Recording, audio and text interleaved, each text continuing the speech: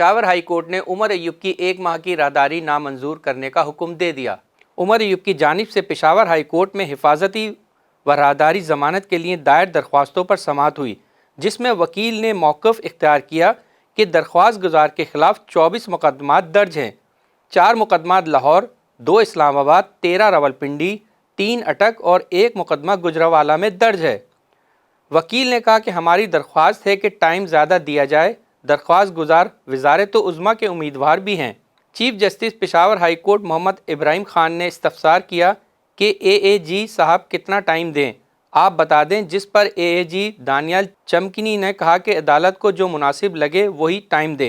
Chief justice Peshawar high court ने remarks दिए कि उनके खिलाफ 24 मुकदमात हैं, एक अदालत में रोज़ाना भी पेश हों तो 24 दिन लगेंगे, जिस पर AAG ने कहा कि 1 माह तक का टाइम दे दें एक माह का टाइम दे दें।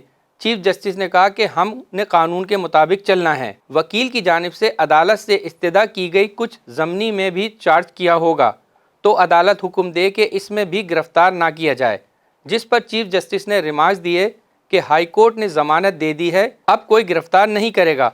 बाद इज़ा पेशावर हाई कोर्ट ने उमर अय्यूब की 1 माह के लिए राहदारी ज़मानत मंजूर कर ली। अदालत ने हुक्म दिया कि 1 माह में मुतल्लका अदालतों में पेश हों। वॉन कराची की वीडियोस देखने के लिए हमारा चैनल सब्सक्राइब कीजिए और बेल के आइकन को क्लिक कीजिए ताकि आप हमारी तमाम आने वाली वीडियो से बाखबर रह सकें।